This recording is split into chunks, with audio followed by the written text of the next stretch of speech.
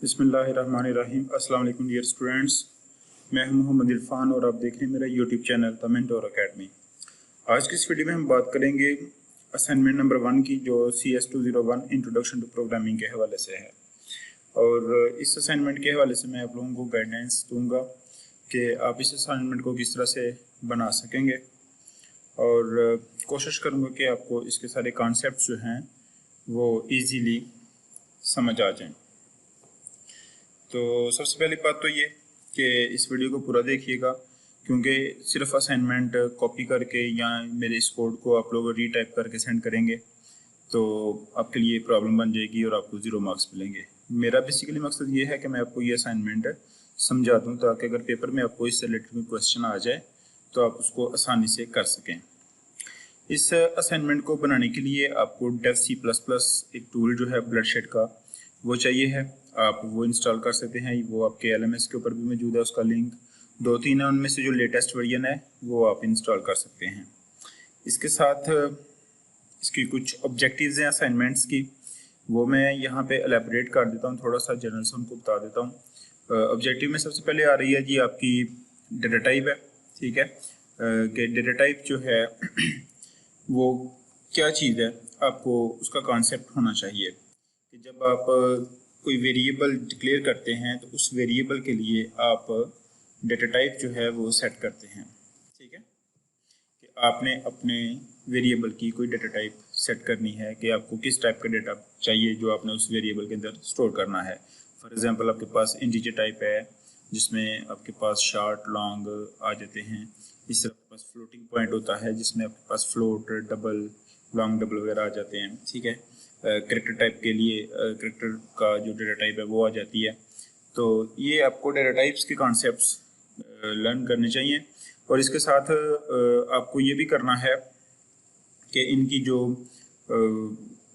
Memory space है कि computer के अंदर मेमोरी के अंदर ये डेटा टाइप्स कितनी मेमोरी लेती हैं और इनकी रेंज क्या है, कि मिनिमम और हाईएस्ट कितनी वैल्यू इसके अंदर स्टोर हो सकती है। इन चीज़ों को भी अंडरस्टैंड कर लीजिएगा, एग्जाम के हवाले से ये बहुत अहम है। दूसरा देता है वेरिएबल।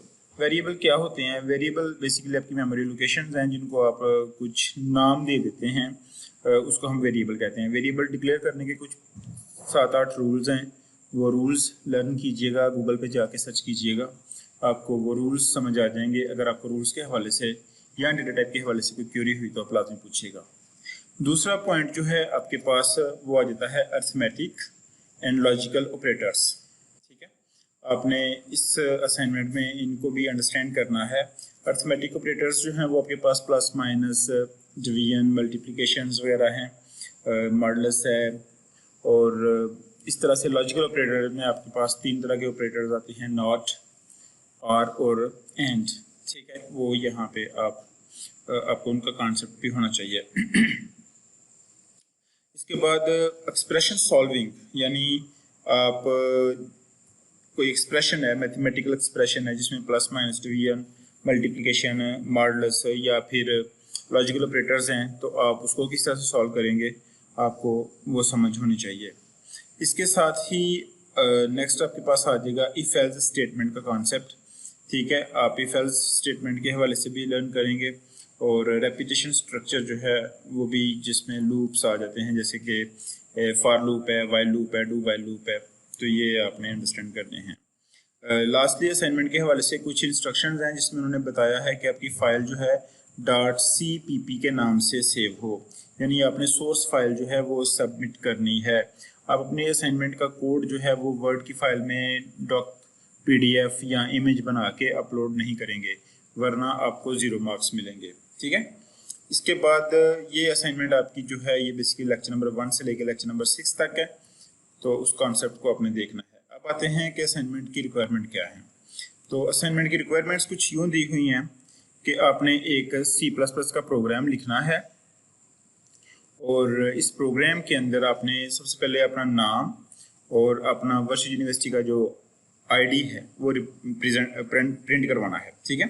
स्क्रीन पे आपने वो प्रिंट करवाना है, अपना VU का ID और अपना नेम, जिस तरह के स्क्रीनशॉट में दिया गया है, ठीक है। इसके साथ आपने प्रिंट करवाना है अपने कोर्सेज को, जितने भी आपके करंट सेमेस्टर के कोर्सेज है वो 5 हैं 6 हैं, उसमें एक प्रैक्टिकल भी है आपका, जैसा कि CS201 का प्रैक्टिकल आ रहा है, तो वो भी है न्यू स्टूडेंट्स के लिए, तो उसको भी साथ आपने प्रिंट करवाना है। इसके बाद आपने अपनी VUID का जो फर्स्ट न्यूमेरिक डिजिट है, ठीक है, आपने उसको लेना है और उसको टोटल सब्जेक्ट्स में ऐड करके आपने उसको रिजल्ट को, उसके सम के रिजल्ट को स्क्रीन पे प्रिंट करवाना है। और इसके बाद लास्टली आपने welcome to CS201 introduction to programming while loop use करते हुए उसको प्रिंट करवाना है, ठीक है। अब for loop, do while loop से कर सकते हैं। इसने वाइल लूप पूछा है तो हम इंशाल्लाह वाइल लूप से आपको समझा देंगे। वैसे मैंने जो रिसेंटली वर्क किया है वो फॉर लूप यूज़ किया था, ठीक है, एग्जांपल उन्होंने दी हुई है, तो हम इसको अब वाइल लूप की मदद से इंशाल्लाह रिप्रेजेंट करेंगे, ठीक है। सो यहाँ पे मेरे पास ये थोड़ा सा कोड मैंने लिखा हुआ है, मैं इस कोड को भी एलेबोरेट कर देता हूँ। और यहाँ पे एक्चुअली मैंने फॉर लूप यूज़ कर दिया था, ठीक है, तो मैं फॉर लूप को ख़त्म करके इसको मैं वाइल लूप में इंशाल्लाह कन्वर्ट करना आपको बता दूंगा कि आप फॉर लूप का कॉन्सेप्ट वाइल लूप में कैसे यूज़ करेंगे, ठीक है। तो सबसे पहले आपको पता होना चाहिए कि जी आपने जो IO स्ट्रीम्स है वो इंक्लूड करनी है, जो आपकी प्री प्रोसेसर डायरेक्टिव्स है वो आपने यहाँ पे ऐड कर देनी है। इसके बाद ये जो मैंने स्टैंडर्ड लाइब्रेरी हेडर फाइल जो है ये मैंने यूज़ की है, क्योंकि मैंने दो फंक्शन यूज़ करने थे। एक ये सिस्टम CLS, ये बेसिकली जो CLS है ये हमारी स्क्रीन को क्लियर कर देगा, ठीक है, जब हमारा प्रोग्राम रन होगा, ठीक है। और लास्ट में मैंने ये एक फंक्शन यूज़ किया हुआ है सिस्टम पास का, यानी मेरे प्रोग्राम को स्टॉप करके रखे और जब मैं चाहूँ वो क्लोज हो। तो ये दो फंक्शन जो मैंने यहाँ पे कॉल किए हुए हैं ये बेसिकली सिस्टम की जो standard library function header file है उसके अंदर मौजूद है। सो मैंने इनको यहाँ पे इसलिए कॉल किया है। इसके बाद यूजिंग नेम स्पेस STD, यानी हम स्टैंडर्ड नेम स्पेस यूज़ करेंगे। और इंट मेन, इंट इसलिए हमने ऐड किया है कि ये हमारा इंटीजर डेटा टाइप है, इस फंक्शन मेन की रिटर्न टाइप है ये, ठीक है। तो मेन के अंदर भी पैरामीटर्स कोई नहीं दिए और ये ब्रेसिस के बाद हमारी बॉडी स्टार्ट हो जाएगी। ये सिस्टम यानी क्लियर स्क्रीन का फंक्शन मैंने यहाँ पे दिया है।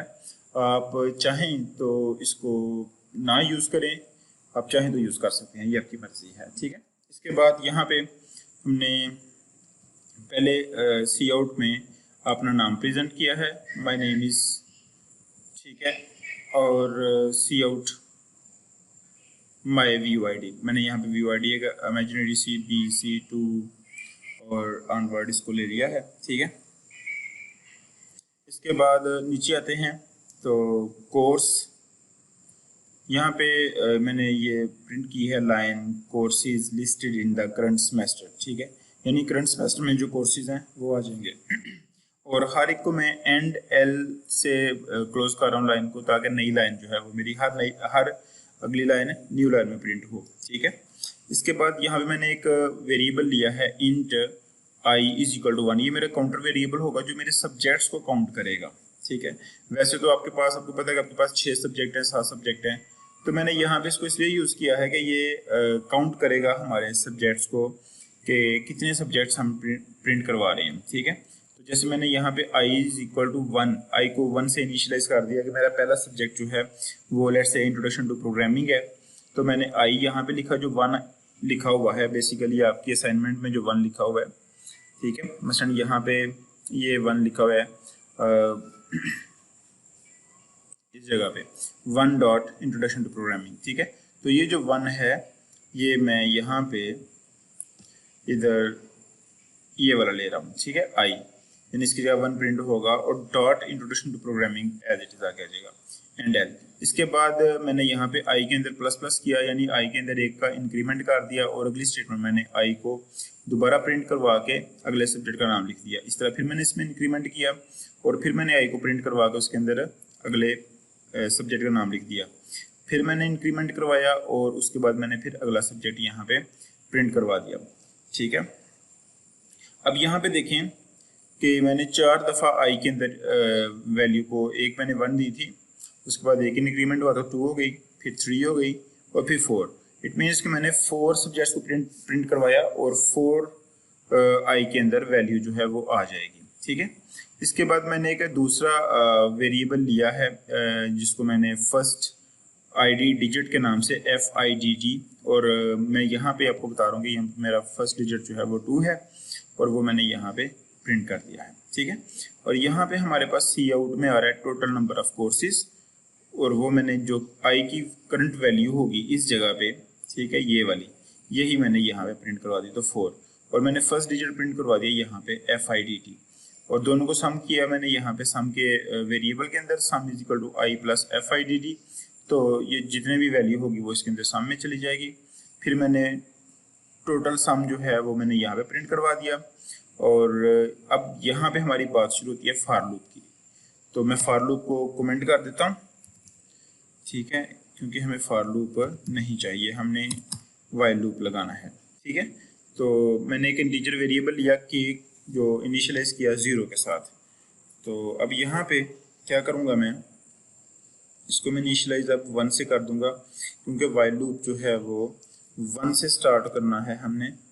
तो यहाँ पे 1 से इनिशियलाइज कर दिया के को, और अब यहाँ पे मैं लिखूंगा वाइल,